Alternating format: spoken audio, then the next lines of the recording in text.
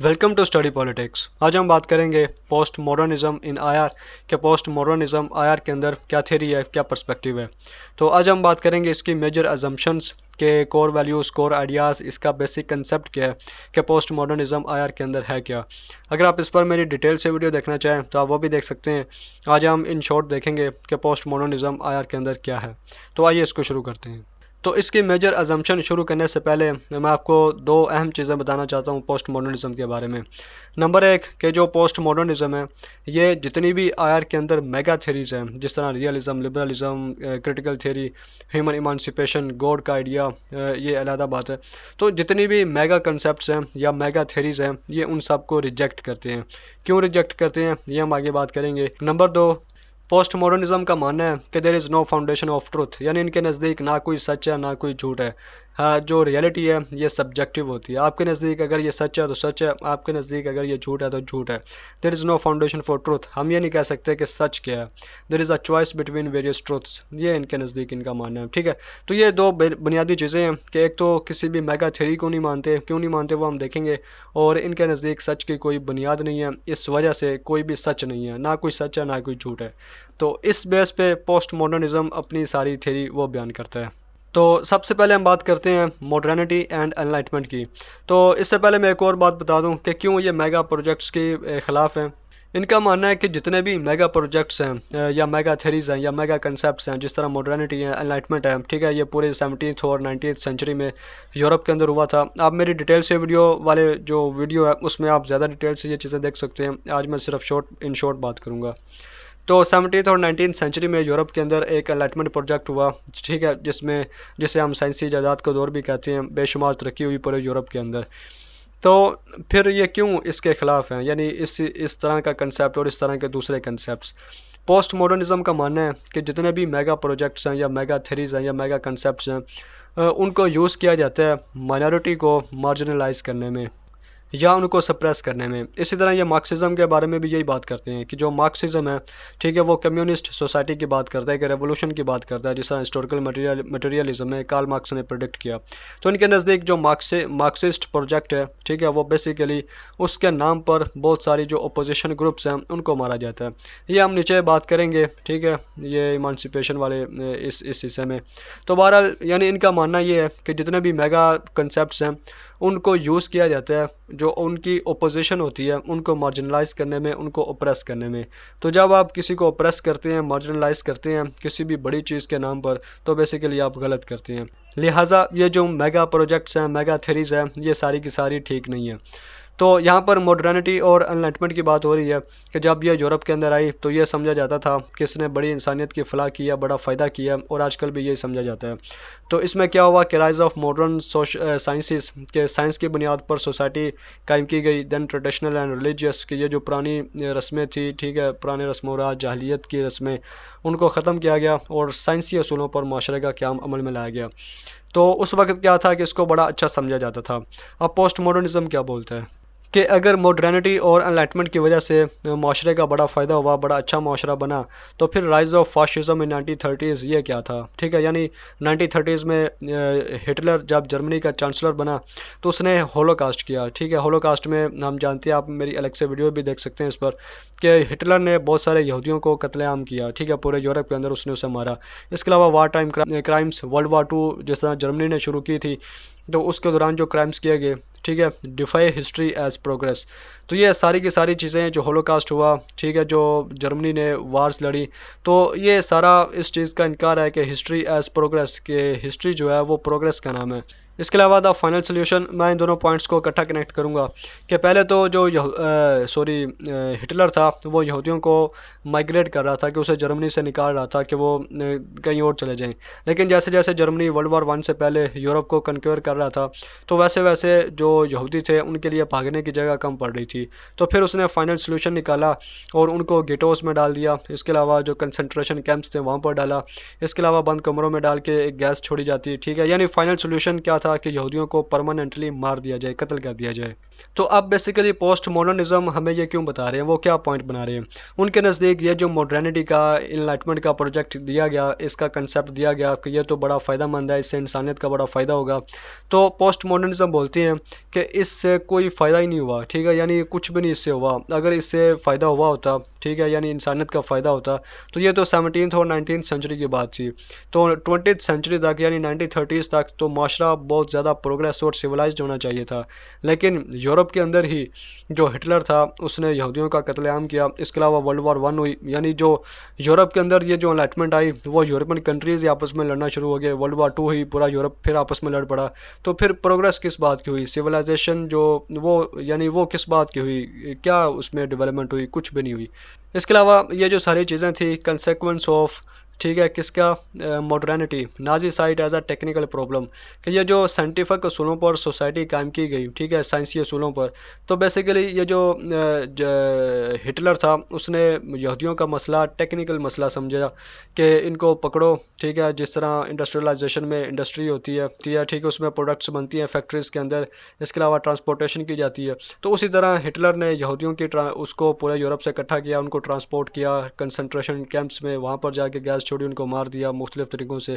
तो इसी तरह पोस्ट मॉडर्निज़म बोलते हैं कि मॉडर्निटी के कंसेप्ट को यूज़ किया गया, ठीक है, जो यहूदियों का मसला था उसको एज अ टेक्निकल प्रॉब्लम लिया गया, ठीक है। और इसी मॉडर्निटी की जो डार्क साइड थी वो 1930s में हमें नज़र आती है कि जब हिटलर ने यहूदियों को कत्ल करना शुरू किया। तो अल्टीमेटली कि मॉडर्निटी और एनलाइटमेंट के जिसका बड़ा चर्चा था उसका कुछ फ़ायदा नहीं हुआ, बल्कि उसे मिसयूज़ किया गया। इसके अलावा dark side also discussed bye critical thinkers, के जो क्रिटिकल थ्योरी में हमने बात की थी वो भी इस बात की बात करते हैं। बट जो अब अहम चीज़ आती है, but post modernism do not believe in emancipation, कि जो क्रिटिकल थिंकर्स हैं वो ये सारी चीज़ें डिस्कस करके या कैपिटलिज्म के निज़ाम को डिस्कस करके फ़ाइनल में ये कहते हैं कि हम ह्यूमन इमानसिपेशन को अचीव कर सकते हैं, ठीक है। इमानसिपेशन यानी इंसानी निजात, कि कैसे हम इंसानों को गुलामी से निजात दिलवा सकते हैं। इस पर ज़्यादा डिटेल के लिए आप मेरी क्रिटिकल थ्योरी पर अलग से वीडियो देख सकते हैं। लेकिन पोस्ट मॉडर्निज़म वो नहीं मानते। क्यों नहीं मानते? पोस्ट मॉडर्निज़म के नज़दीक वही बात कि ये जो इमानसिपेशन है इसको यूज़ किया जाएगा, ठीक है, दूसरों को मार्जिनलाइज करने में, दूसरों को मारने में, ठीक है। जिस तरह हिटलर ने कहा कि सिर्फ आर्यन जो नस्ल है उसी को इख्तियार है कि वो रूल करे, बाकी जो हैं वो जो यहूदी हैं या दूसरी माइनॉरिटी वो ठीक नहीं है। तो इसी तरह ह्यूमन इमानसिपेशन इसको अचीव करने में जो इमानसिपेशन के ख़िलाफ़ होगा, ओपोजिशन में होगा, उसको मारा जाएगा। इसकी भी एग्जांपल दी जाती है जिस तरह मैंने डिटेल वाली वीडियो में दी थी कि जो स्टालिन था वो जब रशिया में सोशलिज्म को अप्लाई कर रहा था तो उसके ख़िलाफ़ जो भी बोलता, ठीक है, तकरीबन 9 मिलियन लोगों को उसने कैद कर रखा था, ठीक है, जिसमें इंटेलेक्चुअल्स भी थे, एंटी कम्युनिस्ट भी थे, यानी जो भी कम्युनिज़म के ख़िलाफ़ बोलता सोशलिज्म के तो उसको एंटी कम्युनिस्ट कहा जाता है, एंटी रेवोल्यूशनरी कहा जाता, ठीक है, और उसको पकड़ के मार दिया जाता या उसे एक कैद कर लिया जाता। तो बेसिकली इनका यही मानना है कि जो भी मेगा थ्योरीज़ हैं, ठीक है, जिस तरह ह्यूमन इमानसिपेशन है, सोशलिज्म है, मार्क्सिज्म है, तो इनको यूज़ किया जाता है जो अपोजिशन होती है उसको मार्जिनलाइज करने में, उसको सप्रेस करने में। तो जब किसी को सप्रेस या मार्जिनलाइज किया जाता है तो वो फिर सही नहीं होता, ये इनका मानना है। इसके बाद हम पावर नॉलेज रिलेशन की बात करते हैं, ठीक है, इसको हम कनेक्ट करते हैं लिबरलिज़म से, कि जो लिबरलिज़म है, ठीक है, आप इस पर मेरी अलग से वीडियो देख सकते हैं। तो लिबरलिज़म की जो कंक्लूजन्स हैं, ठीक है, जो पोस्ट मॉडर्निज़म है वो बोलते हैं कि लिबरलिज़म के ने जो भी अपनी थ्योरी दी है या अपनी अजम्पशंस दी हैं उसकी बेस पे हमने रैशनैलिटी, सिविलाइजेशन, प्रोग्रेस, एडवांस्ड और बैकवर्ड, ठीक है, यानी कि हमने एक कैटेगरी कायम कर दी है कि कौन सी नेशन सिविलाइज्ड हैं, कौन सी नेशंस प्रोग्रेसिव हैं, कौन सी नेशंस में जो लोग रहते हैं वो रैशनल हैं, और कौन सी वो नेशंस हैं जो एडवांस्ड हैं और कौन सी बैकवर्ड हैं। यानी लिबरलिज़म ने हमें ये बताया कि जो यूरोप है या जो वेस्ट है वो सिविलाइज्ड है, प्रोग्रेसिव है, और जो दूसरे कंट्रीज़ हैं, ठीक है, यानी ईस्टर्न कंट्रीज़ हैं या दूसरे जो भी वो बैकवर्ड कंट्रीज़ हैं, ठीक है। यानी लिबरल के असूलों को अगर हम देखें तो उसकी बेस पे हम डेफिनेटली ये बता सकते हैं कि लिबरल के मुताबिक, यानी लिबरल जिन असूलों की बात करता है कि ये अप्लाई होने चाहिए, तो अगर उन असूलों को देखें, हम ये देखें कि कौन से एडवांस्ड और कौन से बैकवर्ड हैं, तो वाज़ह फ़र्क हमें पता चल जाएगा, ठीक है। तो यहाँ पर भी पोस्ट मॉडर्निज़म यही पॉइंट रेस करती हैं कि जो लिबरलिज़म है वो भी अपने आइडियाज़ को, ठीक है, यूज़ कर रहा है कि जो दूसरे हैं उनको मार्जिनलाइज करने में, कि भाई अमेरिका प्रोग्रेसिव है, ब्रिटेन ये प्रोग्रेसिव है, तो बाकी सारे जो हैं यानी इनके स्टैंडर्ड से हम दूसरों को देखेंगे ये सारे बैकवर्ड हैं। तो ये भी पोस्ट मॉडर्निज़म बोलती हैं कि ये जो मेगा थेरीज़ हैं इनको यूज़ किया जा रहा है, ठीक है, जो दूसरे हैं उनको मार्जिनलाइज करने में। इसी तरह ये नीचे मैंने पॉइंट लिखा है कि various social organisation, cultural practices, ठीक है, जितने भी नॉट गुड और bad but just by superior model, कि पाकिस्तान का फ़र्ज़ करें कोई कल्चर है, इंडिया का कोई कल्चर है, तो ऑटोमेटिकली हम उसे कंपेयर करते हैं अमेरिकन कल्चर से, ब्रिटेन के कल्चर से, कि अगर तो वो उनके मुताबिक है तो फिर तो हम बड़े प्रोग्रेसिव है, हमारा कल्चर बड़ा अच्छा है, अगर उनके मुताबिक नहीं है तो हमारा कल्चर अच्छा नहीं है। तो पोस्ट मॉडर्निज़म इसी पॉइंट को हाईलाइट करते हैं कि ये जो मेगा थेरीज़ हैं, यहाँ पर जिस तरह लिबरलिज़म की बात हो रही है, तो इन्होंने इस तरह का डिफरेंस एक कायम कर दिया है कि ये प्रोग्रेसिव है, ये बैकवर्ड है, तो ऐसा नहीं होना चाहिए। इसी चीज़ को हम आगे भी देखेंगे कि चीज़ों को उनकी बाइनरी में या चीज़ों को उनकी अपोजिशन में नहीं देखना चाहिए। ये इससे आगे वाली स्लाइड में मेरा ख्याल है, तो हम वहाँ पर देखते हैं। इसी तरह इसी से रिलेटेड एक और चीज़ है कि rational human subject, particular view of human nature, European, ignorant, alien, threatening, कि अगर हम ये देखना चाहते हैं कि कौन सा इंसान ज़्यादा रैशनल है, तो हम क्या करेंगे कि उसे कंपेयर करेंगे कि यूरोपियन से, ठीक है, कि क्या हम उस इंसान की तरह हैं जो यूरोप में रहता है या जो वेस्ट में रहता है, अगर हम उसकी तरह हैं तो फिर हम रैशनल हैं, ठीक है, हमारी जो नेचर है, ठीक है, वो ठीक है। अगर हमारी रैशनैलिटी, हमारी सोच उनके मुताबिक नहीं है तो फिर हम क्या हैं, हम इग्नोरेंट हैं, हम एलियन हैं, हम थ्रेटनिंग हैं, ठीक है। तो ये सारा की सारी जो वजूहत हैं वो पोस्ट मॉडर्निज़म जो मेगा कंसेप्ट्स हैं, मेगा थेरीज़ हैं, उन पर ब्लेम करते हैं कि ये इनकी वजह से हैं, और इसी वजह से ये इन सारी चीज़ों को रिजेक्ट करते हैं कि जितनी भी रियलिज़म है, लिबरलिज़म है, क्रिटिकल थ्योरी, इमांसिपेशन और इसके अलावा जो बड़े कंसेप्ट्स हैं उनको ये मानते नहीं है कि ये है ही नहीं। इसके बाद एक अहम कंसेप्ट आता है पोस्ट मॉडर्निज़म में, जहाँ पर वो डिस्कोर्स की बात करते हैं। तो ये कंसेप्ट किसने दिया? मिशेल फोकू ने, जो फ्रेंच फ़िलोसोफर थे, और उन्होंने पावर नॉलेज का रिलेशनशिप दिया। डिस्कोर्स बेसिकली क्या होते हैं कि ये डिबेट्स होती हैं, बातें होती हैं, कि जिस तरह जो हमारे पॉलिसी मेकर्स होते हैं, हमारे डिसीजन मेकर्स होते हैं, ये मिल बैठ के एक डिसीजन लेते हैं, ठीक है, ये डिस्कस करते हैं चीज़ों को। जिस तरह डिस्कोर्स ऑफ सिक्योरिटी होता है कि फ़र्ज़ करें पाकिस्तान के अंदर डिस्कोर्स होता है कि इंडिया ख़तरा है, ठीक है, तो सारी एक प्रॉपर डिस्कशन होगी। इंडिया के अंदर डिस्कोर्स होता है कि चाइना खतरा है, ठीक है, तो इंडिया के अंदर एक पूरा का पूरा एक डिस्कोर्स होगा जिसका एक ऑब्जेक्ट होगा, जिसमें एक हॉस्टाइल अदर उसको क्रिएट किया जाएगा कि ये अदर है, ये हम है, वो हमारे लिए ख़तरा है, ठीक है, तो एक डिफरेंस कायम किया जाएगा। तो फोकू बोलता है कि ये जो डिस्कोर्स होता है इसमें बड़ी पावर होती है, ठीक है, और ये डिस्कोर्स को डोमिनेट वो करता है जिसके पास ज़्यादा नॉलेज होता है, ठीक है, तो इसका मतलब जिसके पास ज़्यादा नॉलेज है वो अपनी बात ज़्यादा मनवाएगा डिस्कोर्स के अंदर। तो जिसके पास ज़्यादा नॉलेज है उसके पास ज़्यादा पावर है, और जिसके पास ज़्यादा पावर है ऑटोमेटिकली उसके पास ज़्यादा नॉलेज है। तो पावर और नॉलेज, इन दोनों में एक रिलेशनशिप है, power is knowledge, knowledge is power.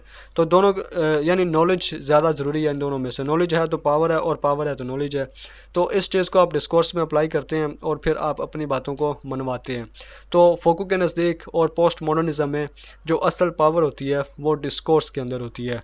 जो डिस्कोर्स को डोमिनेट करता है वो पावर को डोमिनेट करता है। इसके अलावा एक अहम पॉइंट जो मैंने शुरू में बताया कि not have direct access to reality, discursively constructed, कि पोस्ट मॉडर्निज्म के मुताबिक आपका जो सच्चाई है वहाँ तक डायरेक्ट रसाई नहीं है, बल्कि जितनी भी सच्चाई है वो डिस्कर्सिवली कंस्ट्रक्टेड, कि इसी तरह डिस्कोर्स के अंदर कि मुझे जितनी भी बातें पता हैं वो या तो मैंने स्कूल की किताबों में पढ़ी है या मैंने न्यूज़ मीडिया से सुनी है, यानी कोई ना कोई उसका रिसोर्स है, मुझे डायरेक्ट खुदा ने नहीं बताया कि सच क्या है। तो इसी तरह पोस्ट मॉडर्निज्म बोलते हैं कि जितनी भी सच्चाई है ये डिस्कर्सिवली कंस्ट्रक्टेड है, उस बात पे डिस्कशन हो चुकी है, बातें हो चुकी हैं, हमने कहीं ना कहीं से वो सुना होता है। तो फिर बात वही आ जाती है कि जो बंदा डिस्कोर्स को कंट्रोल करता है वो बेसिकली जो दूसरों के जहन है, उनकी सोच है, उन सब को वो कंट्रोल करता है। तो सच की कोई बुनियाद नहीं है, बल्कि डिस्कोर्स के अंदर जो भी होता है वो हम उसको सच समझ लेते हैं। इसमें मैंने एग्जांपल दिया स्टेट के बारे में भी कि हम स्टेट के बारे में जितना भी जानते हैं, ठीक है, कि स्टेट के 4 एलिमेंट्स होते हैं या स्टेट क्या है, तो स्टेट के बारे में हम जितना भी जानते हैं वो डिस्कर्सिवली कंस्ट्रक्टेड है कि स्टेट की स्टेट के अंदर पॉपुलेशन होती है, सोवरेनिटी होती है, गवर्नमेंट होती है, टेरिटरी होती है, ठीक है, और बाकी सारी चीज़ें कि स्टेट किस तरह डेवलपमेंट उसकी हुई, किस तरह नेशन स्टेट बनी, ठीक है, किस तरह अम्पायर टूटे और स्टेट्स वजूद में आई।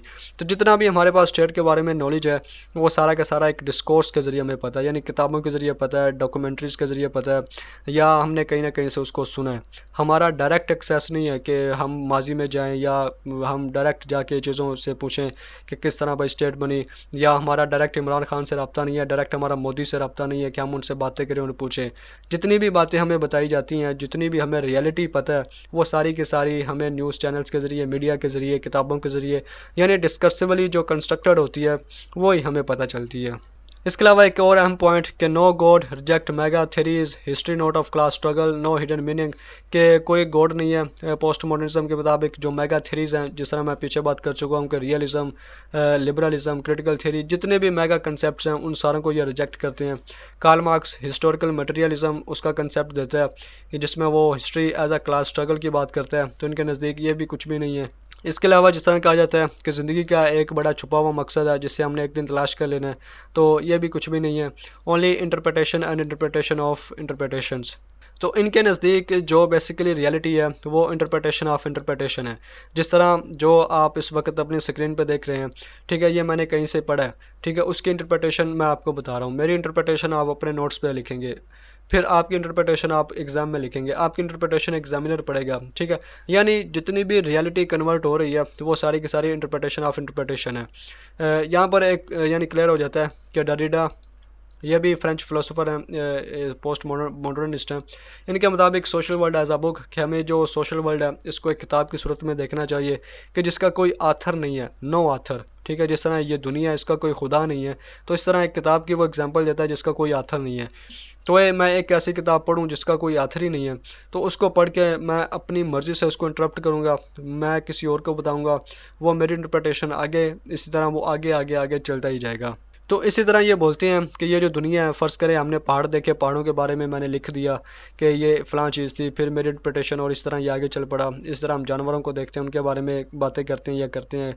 तो हम गॉड को, आथर को नहीं मानते, बल्कि चीज़ों को देखते हैं, उनकी इंटरप्रिटेशन करते हैं, ठीक है। हमारा रियलिटी तक एक्सेस नहीं है कि असल में रियलिटी क्या है, कि ये दुनिया किसने बनाई। हम कहते हैं खुदा ने बनाई, लेकिन पोस्ट मॉडर्निस्ट कहते हैं कि खुदा है ही नहीं, तो फिर दुनिया किसने बनाई।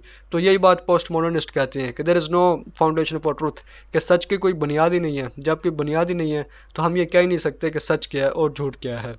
तो ये एक अहम कंसेप्ट है। ज़्यादा डिटेल के लिए आप मेरी डिटेल वाली वीडियो देख सकते हैं। इसके अलावा genealogy, what has been neglected in history, big issues. तो जीनियोलॉजी में पोस्ट मॉडर्निस्ट बोलते हैं कि जो हिस्ट्री है वो बेसिकली जो डोमिनेंट क्लास होती है या जो डोमिनेंट पावरफुल लोग होते हैं उनके बारे में होती है। कि आप कोई भी किताब उठा लें हिस्ट्री की, आप कुछ भी कर लें हिस्ट्री के बारे में, अगर आप जानना चाहें तो हमेशा आपको जो डोमिनेंट लोग होते हैं, पावरफुल लोग, कि ये हीरो है, ये विलन है, ठीक है, ये बादशाह थे, इनके बारे में हिस्ट्री मिलती है। तो निगलेक्टेड क्या है कि जो दूसरी चीज़ें हैं उनके बारे में तो हमें पता ही नहीं है, कि जो आम लोग होते हैं या जो दूसरी चीज़ें हैं। तो जीनियोलॉजी में हम क्या करते हैं कि उनको डिस्कवर करते हैं जो हिस्ट्री में निगलेक्ट किया गया। तो यह भी पोस्ट मॉडर्निज्म में एक अहम चीज़ है। इसके अलावा notion of otherness, silenced when truth is told, undermine principle of universality. इसमें पोस्ट मॉडर्निज्म में एक और अहम कंसेप्ट है कि हमने चीज़ों को उनकी बाइनरी में नहीं देखना, कि ये शाम है, ये सुबह है, ठीक है, दिन है, ये रात है, ये सच है, ये झूठ है, ठीक है। इसी तरह अदरनेस, कि ये मैं हूँ, ये वो है, मैं पाकिस्तानी हूँ, ये हिंदुस्तानी है, ठीक है। यानी हमने चीज़ों को उनकी अदरनेस में नहीं देखना कि ये मैं और ये अदर है। अगर हम इस तरह से करेंगे तो फिर मसाइल पैदा होंगे। तो पोस्ट मॉडर्निस्ट बोलते हैं कि ये जो नोशन ऑफ अदरनेस यूज़ की जाती है, कि ये मैं हूँ, ये वो है, इंडिया पाकिस्तान के लिए ख़तरा है, पाकिस्तान इंडिया के लिए ख़तरा है, या चाइना दोनों के लिए ख़तरा है, या इस तरह हम अदरनेस क्रिएट करते हैं। तो ये क्यों करते हैं? Silenced when truth is told, ठीक है, कि जब सच बताया जाता है तो उसको अंडरमाइन करने के लिए जो अदरनेस होती है उसको क्रिएट कर दिया जाता है। इसको हम होस्टाइल अदर भी कहते हैं। इसके अलावा अंडरमाइन प्रिंसिपल ऑफ यूनिवर्सलिटी, और जब हम ऐसा करते हैं तो ये यूनिवर्सलिटी के उसूलों को अंडरमाइन करता है, ठीक है। तो बेसिकली मार्क्सिज्म में जो एंटी मार्क्सिस्ट, फ़र्ज़ करें जिस तरह रशिया के अंदर सोशलिज़म स्टालिन के दौर में अप्लाई हो रहा था, या जब रशियन रेवोल्यूशन आया था, तो उस वक्त जो मार्क्सिज्म या सोशलिज़म या कम्युनिज़म के ख़िलाफ़ थे तो उनको एंटी रेवोल्यूशनरी बोला जाता था, ठीक है। यानी उनको अदर क्या दिया गया कि ये तो अदर है, मेगा थ्योरी के नाम पर, बड़े प्रोजेक्ट के नाम पर। तो फिर ये जो वो बोलते हैं कि ये जो कम्युनिज़म का बुनियादी क्लेम है कि ये तो यूनिवर्सल है, ठीक है। तो फिर जो अपोजिशन हो रही है वो कहाँ से हो रही है? अगर ये यूनिवर्सल है तो फिर रशिया के अंदर तो कभी भी अपोजिशन नहीं होनी चाहिए थी कम्युनिज़म के बारे में या सोशलिज़म के बारे में, ठीक है। तो यही बात ये यहाँ पर कर रहे हैं। ये जो नोशन ऑफ अदरनेस होती है इसको हमेशा साइलेंस करने में, ओप्रेस करने में दूसरों को यूज़ किया जाता है कि जब वो सच बोलते हैं या इस तरह की अपोजिशन करते हैं। इसके अलावा एक अहम बात कि 2 स्टेप्स ऑफ यूनिवर्सलिज्म, के ये जो आप अदरनेस क्रिएट करते हैं या जो यूनिवर्सलिज्म आप करते हैं उसके 2 स्टेप्स होते हैं। पहले में क्या होता है, डिक्टोमी होती है कि आप क्या करते हैं, ये पोस्ट मॉडर्निज्म हमें बता रहे हैं कि पहले स्टेप में आप 2 वैल्यूज़ बनाते हैं कि एक वैल्यू को आप अपने आप से अटैच करते हैं और दूसरी वैल्यू को आप दूसरे से, यानी आप कहते हैं कि ये ब्रिटिशनेस है, ये ब्रिटिश की वैल्यूज़ हैं, उसका कल्चर है, और ये हिंदुस्तान का कल्चर है। उसके बाद ये बोलते हैं, यानी ये पहला स्टेप ये है कि आप इनको हायरार्की में बनाते हैं कि जो ब्रिटिश का कल्चर है, जो ब्रिटिश की वैल्यूज़ हैं ये सुपीरियर है, जो हिंदुस्तान का कल्चर है वो इन्फीरियर है। ठीक है, ये पहला स्टेप है। दूसरे स्टेप में आप क्या करते हैं कि अज्यूम सेल्फ इज़ यूनिवर्सल, कि जो आपकी वैल्यूज़ हैं, आपका कल्चर है, उसको आप कह देते हैं कि ये यूनिवर्सल है, और दूसरे के आप जो वैल्यूज़ कल्चर है उसको आप थ्रेटनिंग कह देती हैं कि ये तो बड़ा मसला हमारे लिए, अगर वो रहा तो फिर हमारे लिए मसला हो सकता है। तो जब आप इस तरह करते हैं, यूनिवर्सलिज्म करते हैं, अपने जो वैल्यूज़ हैं, अपना जो कल्चर है उसको यूनिवर्सलाइज करते हैं, तो फिर आप अदरनेस को क्रिएट कर देते हैं, और जब आप अदरनेस को क्रिएट करते हैं तो फिर आप जानते हैं कि जंगें हो जाती हैं बड़ी बड़ी। ठीक है, तो ये एक 2 स्टेप्स ऑफ यूनिवर्सलिज्म है कि किस तरह आप अपने कल्चर को यूनिवर्सल बना देते हैं। अब इसके हम एग्जांपल देखते हैं कि इंपीरियलिज्म, एक तो इंपीरियलिज्म आती है, लेकिन अहम एग्जांपल आगे है कि US attempt to civilise and democratise European Union force for good, कि जिस तरह हम देख रहे हैं कि अमेरिका मिडिल ईस्ट के अंदर फोर्स को यूज़ कर रहा है। हम इराक की एग्जांपल ले सकते हैं कि जिसमें सद्दाम हुसैन को क्या हुआ उसके साथ आप सारे जानते हैं, इराक के साथ क्या हुआ आप जानते हैं, अफ़गानिस्तान में क्या हो रहा आप सब जानते हैं। तो अमेरिका ने क्या किया कि पहले स्टेप में 2 वैल्यूज़ बनाई कि जो डेमोक्रेसी है, ठीक है, ये बेस्ट है। इसके बाद उसने उसको हायरार्की दी कि जो अमेरिकन डेमोक्रेसी है ये सबसे बेस्ट है, ठीक है, जो अफ़गानिस्तान में या जो इराक में है ये तो शायद लोग ही पागल हैं, ठीक है, तो वहाँ पर डेमोक्रेसी होनी चाहिए। तो दूसरे स्टेप में अज्यूम सेल्फ इज़ यूनिवर्सल, जो अपनी जो वैल्यूज़ हैं उनको यूनिवर्सल क्या दिया कि अमेरिका के अंदर अगर डेमोक्रेसी है तो फिर पूरी दुनिया में होनी चाहिए।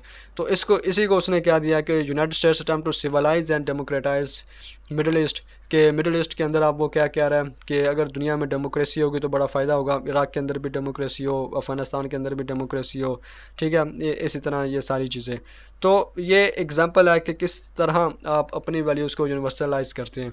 इसी तरह जो यूरोप है वो बोलता है कि फोर्स फॉर गुड, कि आजकल जिस तरह यूरोप के अंदर ह्यूमन राइट्स के बारे में काफ़ी वॉइसेस आ रही हैं, तो उसको अचीव करने के लिए अगर फोर्स यूज़ करनी पड़े तो पीछे नहीं हटना, फोर्स फॉर वो गुड होगी। ठीक है, तो इन पॉइंट्स पर बेसिकली मैंने बहुत मुख्तसर बात की। अगर आप ज़्यादा डिटेल से जानना चाहते हैं तो मेरी ज़्यादा डिटेल वाली वीडियो देख सकते हैं। ठीक है, तो आज की वीडियो में इतना ही। बेसिकली मैंने कोशिश की कि मुख्तसर आपको बताऊं कि पोस्ट मॉडर्निज़म आईआर के अंदर है क्या, ठीक है, इसके बेसिक कंसेप्ट्स क्या हैं। तो आज की वीडियो में इतना ही। वीडियो देखने का शुक्रिया।